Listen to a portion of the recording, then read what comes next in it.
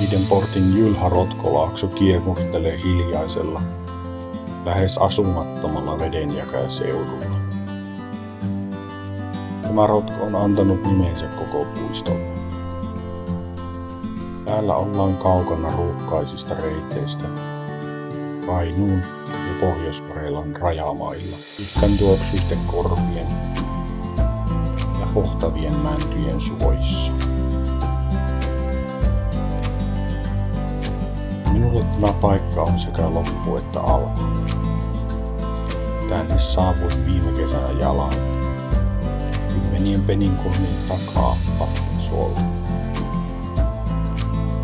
2 kesän, 2 vaelluksen aikana olen kulkenut yhtäjaksoista reittiä 3 viikon ja 300 kilometrin verran. Ja nyt on jälleen uusi vaelluskesä alkamassa. Moro vaan! Oon täällä nyt puiston pohjoispäässä Palolammella. Tosi mukava olla täällä nyt ja jatkaa sitä omaa pitkää vaellusprojektia, mikä mulla on. Ja tänään olisi sitten tarkoitus aloittaa tosiaan tää vaellus tämän kesän osalta. Ja tavoitteenahan on tällä reissulla nyt nimenomaan tällä reissulla sitten Kuhmo. Eli 50 kilometrin vaellus. Katsotaan miten menee, että kelit ainakin on nyt kohdilla, että plus 15 on. Otin jo kulkupaidankin pois, että varmasti tulee lämmin. Hyttysiä ei ole laisinkaan. Puistossa on väkeä, eli parkkipaikka oli ihan täys, mutta ei se mitään, kun minähän tästä vaan siirryn tuonne Urponvaaraan. Sinne on noin 6 kilsaa matkaa ja sen jälkeen poistun puistosta. 2 yön taktiikalla on liikenteessä, eli 2 yöpaikkaa. Ensimmäinen leiripaikka on Isovalkeinen nimisen järven rannalla, siellä on laavu. Ja toinen yö olisi tarkoitus sitten ehkä viettää Jämäsjoen varrella teltassa tai oikeastaan tarpissa. Tarppihan mulla on mukana. Eli aika kevyet kamat on, vaikka Savotan rinkka on, eli ei ole paljon yli 10 kiloa nyt säkki, että veikkaa, että ihan kiva on kulkea. Ja lenkkarit on jalassa, polkujuoksulenkkarit ja myös on mukana nuo humisaappat, kun saattaa olla aika märkää tuolla välillä ja soitakin on matkalla kuitenkin. Mutta tosi mukavaa olla täällä ja jotenkin tosi rentoa ja semmoista odotettua voisi sanoa näin, että tätä sitä on odottanut koko talven varmaan, että pääsen taas tänne pitkälle reissulle. Myöhemmin kesällä sitten matka jatkuu Kuhmosta sinne Hossan suuntaan, että Hossahan on tämän vuoden minun se varsinainen päämäärätavoite, eli sinne on tästä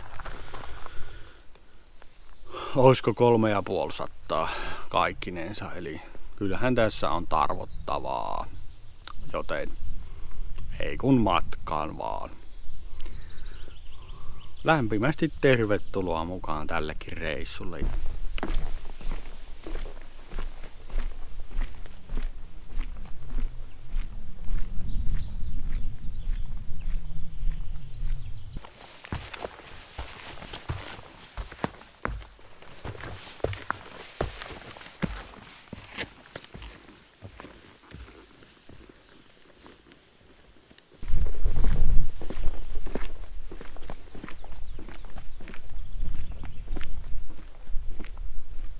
Palolammelta on tullut 5,9, eli kaikkinensa on kävellyt 6 kilsaa suurin piirtein, kun jonkun verran eestakas kävelyä tässä kun filmaa. Ja Urpovaara, parkkipaikka on puoli kilsaa ja tuolta löytyisi laavu, mutta me en lähde sinne.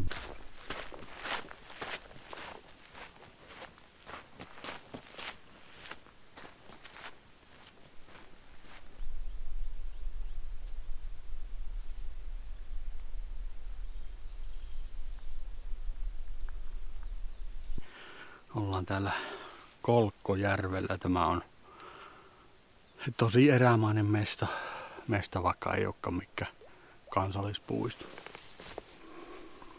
Olisi kiva löytää joku kallio tai joku semmonen, missä voisi sitten hyvästi tuon sapuskan laittaa. Tässä on kyllä näitä kelopuita ja semmosia tuulenkaatoja tosi paljon. Ne on ihan pystyyn lahonneita.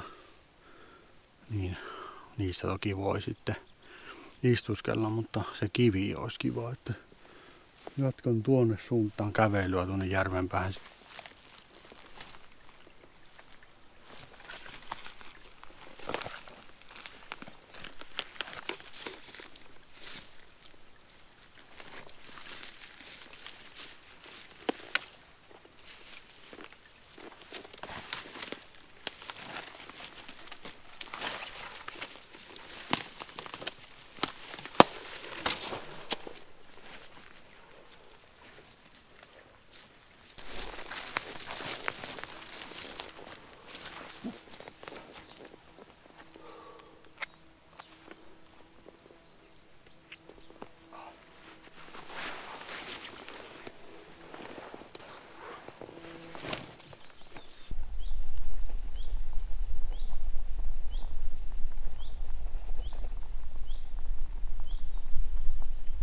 No joo, siinähän vierähti tunteroinen tässä atriatauolla ja ihan hyvillä mielin lähdin jatkamaan. Ja jännä se on, miten se tuo virvoittaa tuo eväs mieltä ja sitten myös voimat palautuu. Niin tien suuntaan tuonne tämmöstä mäen kuvetta mennä pari kilsaa ja sitten siitä pohjossa ranta tipinnää ja käki kukkuu kurjen ja joutsenia on täällä myös. Monenlaista pikkulintua, jota kaikkia ei edes tunnista. Ihan mukava, kun on tätä elämää täällä.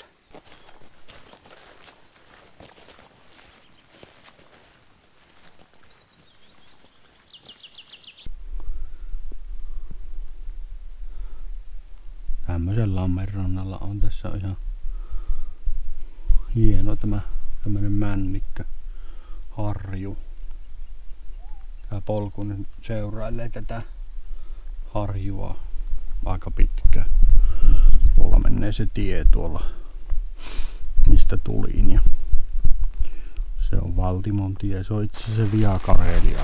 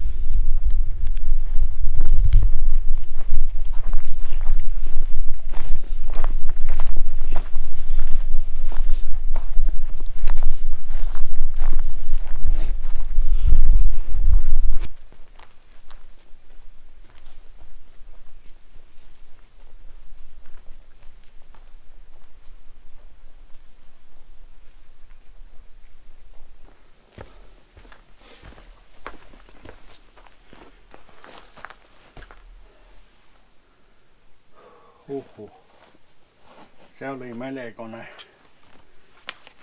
silipatu. Siitti laavu. On ihan.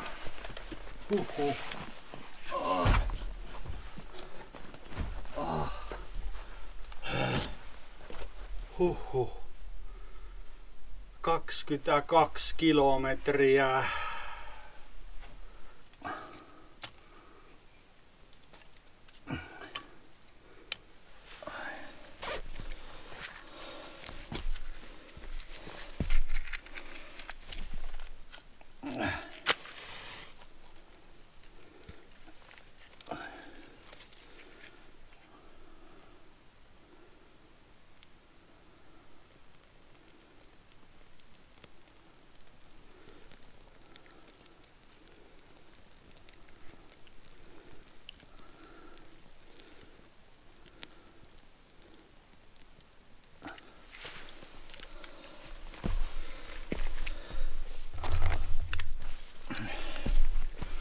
tulikin tervaspuuta täällä.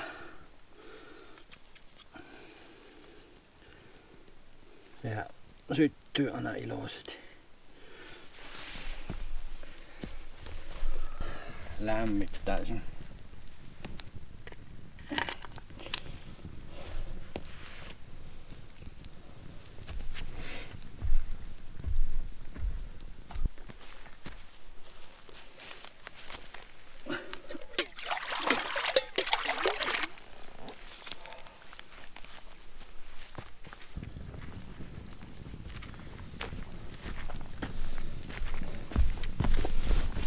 Energiatasot on aika alhaiset. Nyt on saatava bratwurstia kyllä.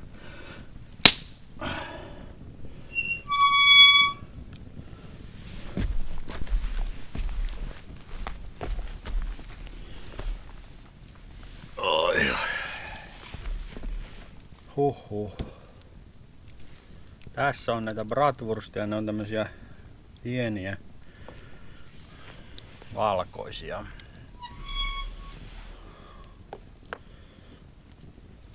Paistetaan näitä nyt 6. Aamuksi ja sitten vielä 4.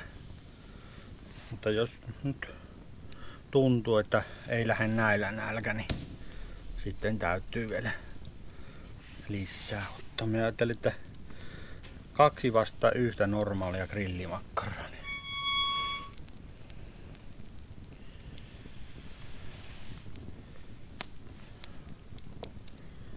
Sitten on siemennäkkäriä, sen päällä on meetwurstia ja chilisedaria. Ja oivariinia. Yhden paprikankin söin tuossa.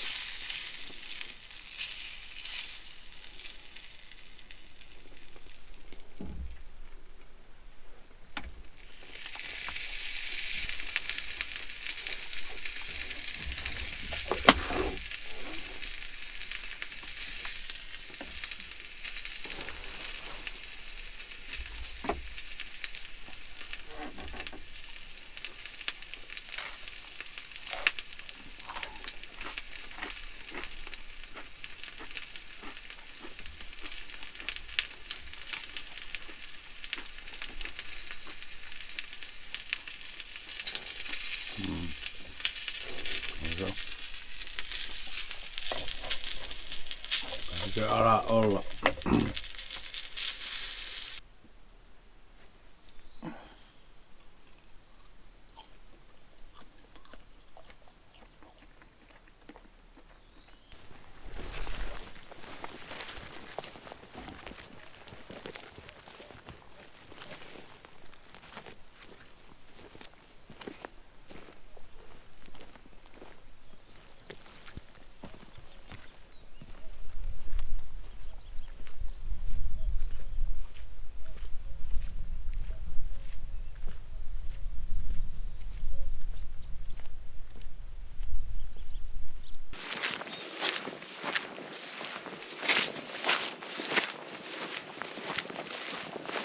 kompassi suunnalla mennä pohjoiseen 900 metriä.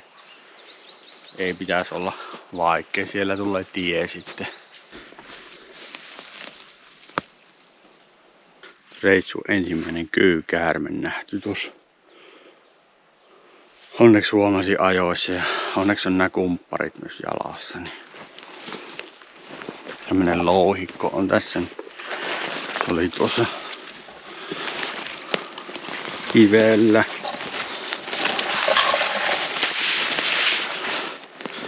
Tulin tuosta tuommoisen vesakon läpi. Tosi paljon on hirve jätöksiä täällä, ja tuossa oli jollain nelivetolaitteella oli ajettu tuohon yhden tien päähän. Tässä on varmaan riistä ja siellä oli metsästäjien kantonuotion jäänteet oli siellä.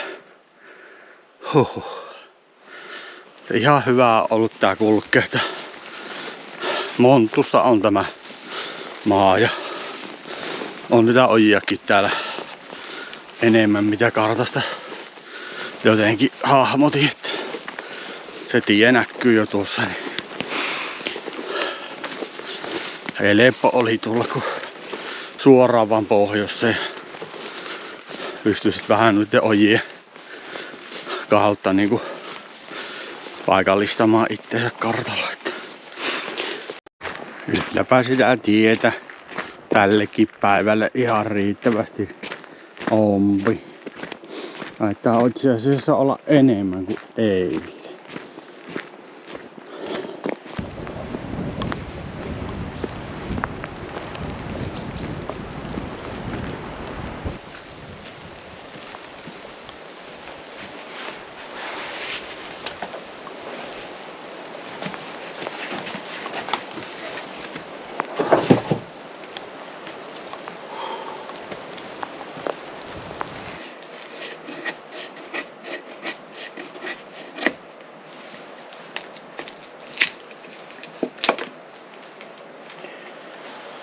Laitetaan lounaaksi eräänlainen pyttipannu. Mulla on tuossa hirvenliha säilykettä ja sitten on muutama peruna, yksi sipuli ja valkosipulia.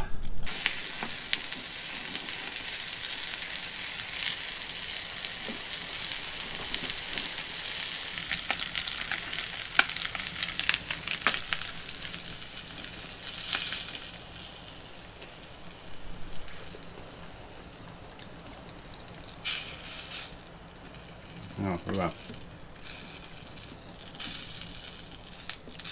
Nyt on sapuska valmis.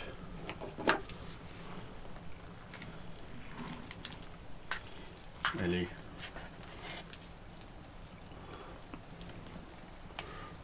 kulkurin pataa ja tuommoista. Eli siinä on vähän niinku muussattua perunaa ja sitten on sitä hirvinödeä. Pippuria, valkosipulia, sipulia ja vielä grillimaustetta lisäksi.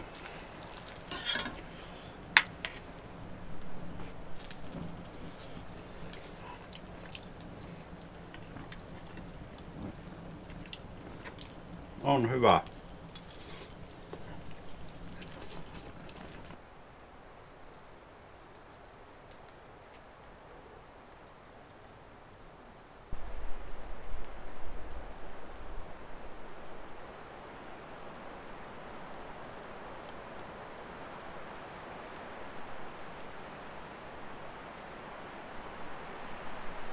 Tämä laavupaikka alkaa jäämään taakse nyt ja lähdenkin vähän aikaisemmin. Tuohon tuli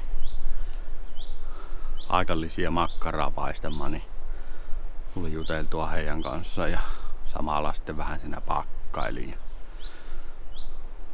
Lähden nyt 1,5 tuntia aikaisemmin mitä oli tarkoitus, mutta ei se haittaa, että voi sitten aika rennosti mennä tuon loppumatkan tossa.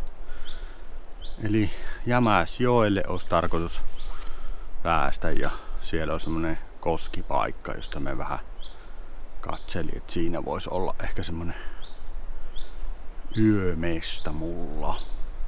Semmosen taimikon vieressä on siinä näyttäisi olevan, että ainakin kuivaa on. Että. Mutta käydään katsomassa se ja silleesti. Vajaa 10 kilometriä on käveltävänä, että paljon on tietä, että yksi metsäpätkä on tuossa ja vähän on polkua, mutta varmaan aika nopeasti menee tämä loppuaika.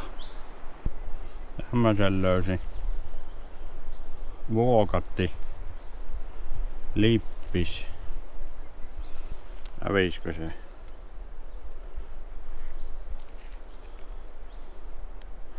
Toisen roska on toisen aarre ja tämähän otetaan matkaa ehdottomasti. On nyt täällä Rapapuron rannalla ja seurailin tämmöstä lähes umpeen kasvanutta metsäautotietä ja kohta painun sitten tuonne metsään. Sitten on reilun kilometri umpinen edessä. Hienoa seutua on tässä, mutta aika vanha olosta kuusikko. Ihan hieno paikka.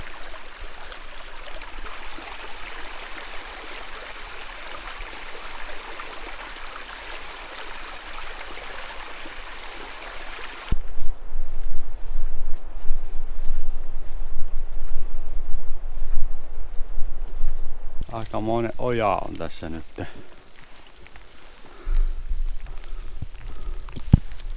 Täältä päästä yli. Ei kai siinä korilla taktiksi vaan.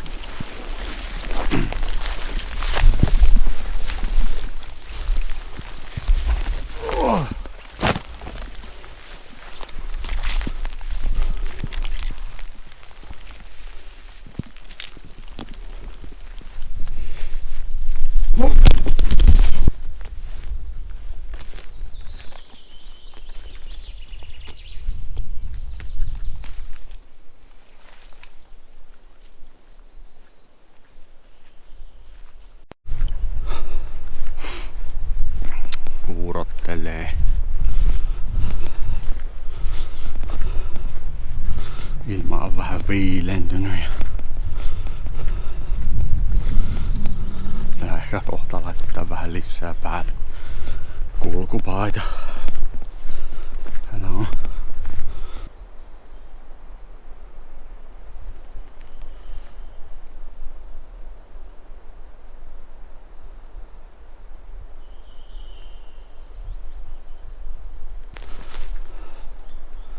ja Määsjoella ollaan. Hyvin on kosteita täällä, mutta veden ääreen pääsee helposti. Eli vesiasia on ratkaistu. Meillähän kävelemme tuohon suuntaan. Sieltä katson, löytyisikö kuivempi uivatelttapaikka tai tarppipaikka. Eiköhän tältä joku kolonen löydy.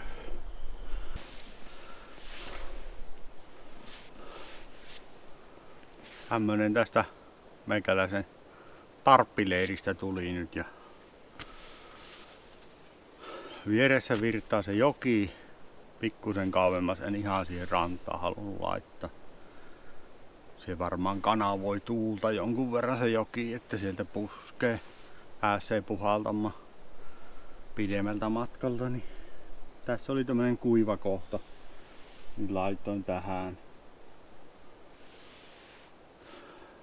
2 kuusen alle. Pikkusen karsin noita alaoksia. Silleen kai ei saisi tehdä, mutta jospa se ei haittais. Kyllähän ne ajan kanssa joka tapauksessa karsiutuu. Mutta en eläviä oksia siis. Ja nyt käyn tuolta vähän vettä ja ruppee jonkinnäköisen ruoan laitto. Taitaa olla Italian pata nytten sitten ruokana. Mut joo, kiva kun pääsin tänne ja huomenna sitten viimeinen siipasu. Se 10 kilsaa.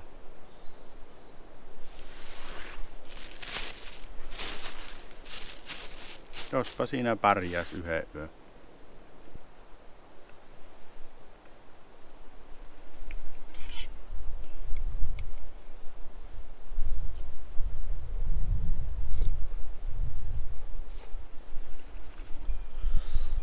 Kävin tänne jo makoilemaan ja aika rento ollut tää ilta kuitenkin, että verrattuna eiliseen, että kun oli kuitenkin sen verran vähemmän tuota matkaa kuljettavana, niin sai tässä sille aika rauhassa tehdä kaikki jutut, että hyvä päivä on ollut, monipuolinen retkeilypäivä, aika paljon kylläkin tieosuuksia oli tänään, että eilenkin oli se yksi pätkä, mutta tänään oli sitten aika monta semmoista.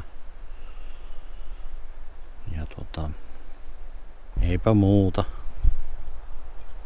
Huomenna sitten jatkuu ja toivottavasti ettei tuu sadetta, niin pysy lämpimänä tällekin.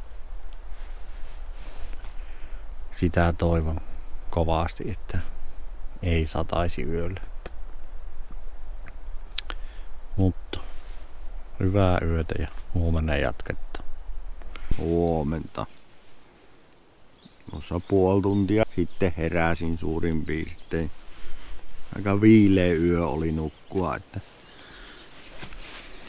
ei nyt pakkasta, mutta lähellä nollaa varmasti kävi. Huomattavasti kylmempi mitä eilen.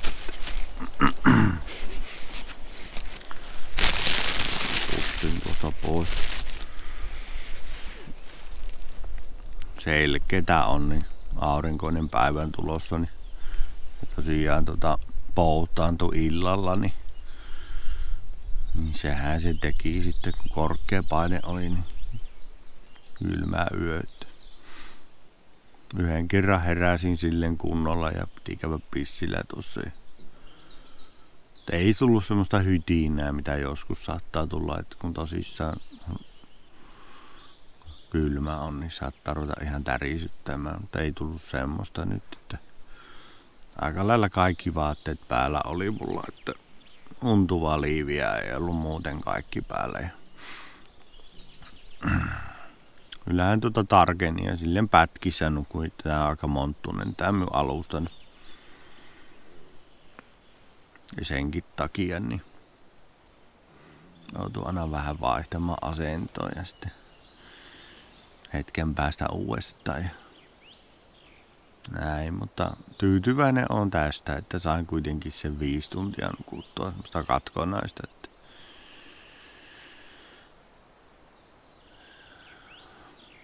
tuossa parin tunnin päästä varmaan lähden sitten liikkeelle. Tässä on aikaa nyt, kun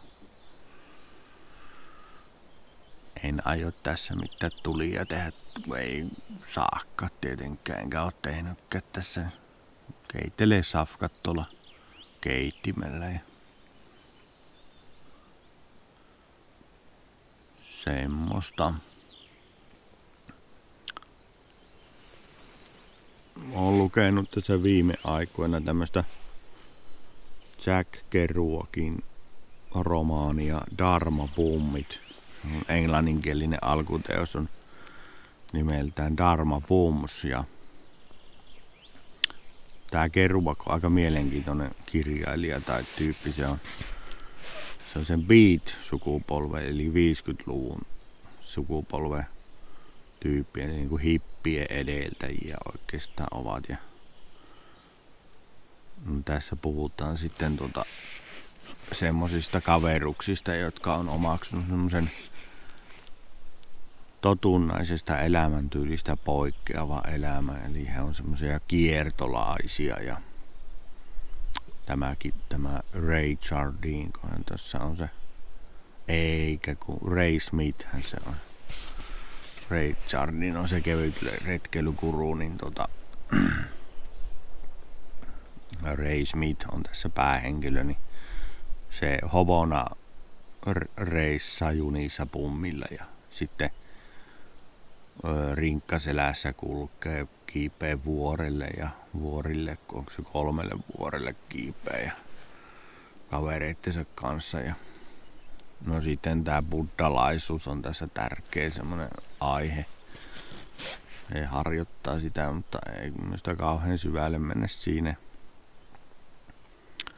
Se on semmoista kuorutetta, mitä sitten niin kuin 60-luvulla ja 70-luvulla muuallakin länsimaissa sitten tuli pintaan ja toki nykyäänkin sitten on.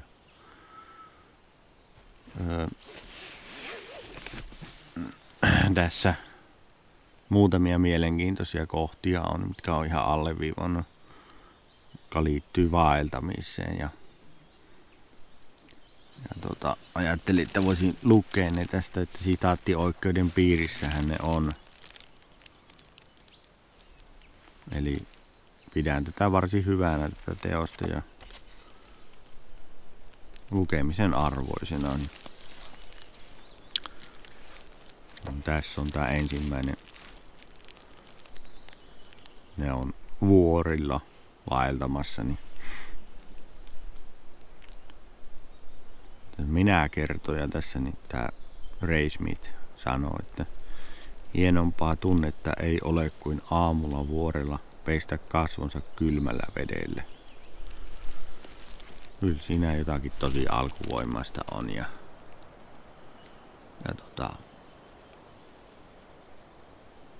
siinä ollaan perusasioiden äärellä, niin kuin vaelluksellakin olla. Ja siihen voisi tuon vuorilla tilalle laittaa vaikka metsässä. Hienompaa tunnetta ei ole kuin aamulla metsässä pestä kasvonsa kylmällä vedellä, vaikka purossa tai järvessä, niin kuin eilen aamulla pesin. Tulee semmonen hyvin alkukantainen olo ja raikas ja kirkas ja selkeä ja puhdas olo. No sitten toinen on tässä tämmönen kohta, kun ne kaverukset on kiivennyt sinne vuorelle ja se Ray ei päässyt sinne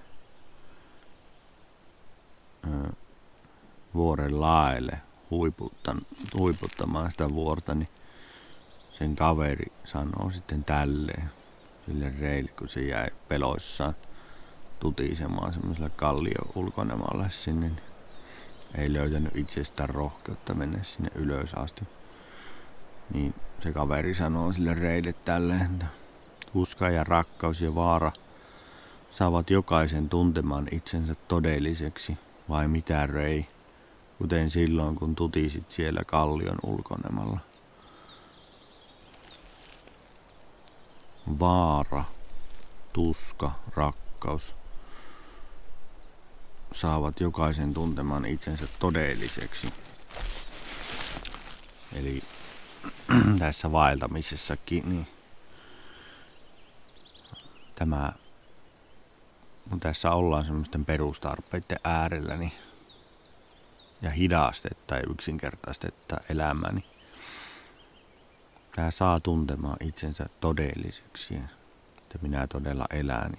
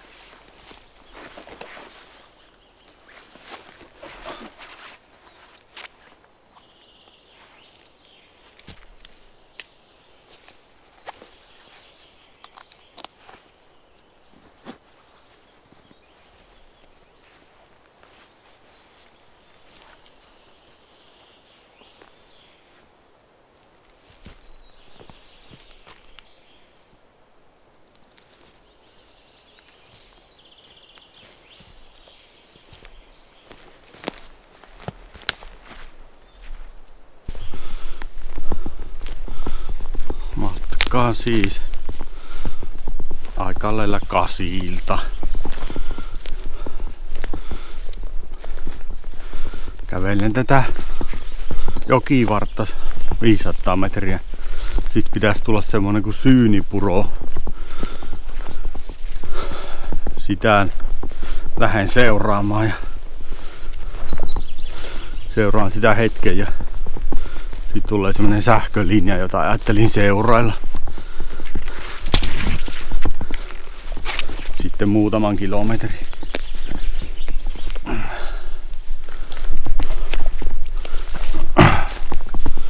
Semmosella agendalla mennään. On se hieno tuo Jämäsjoki kyllä.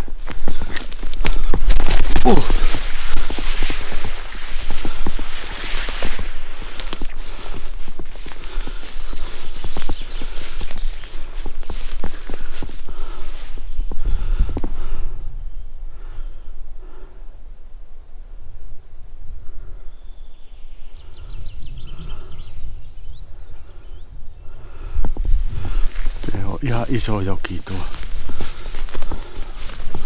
Jämäs.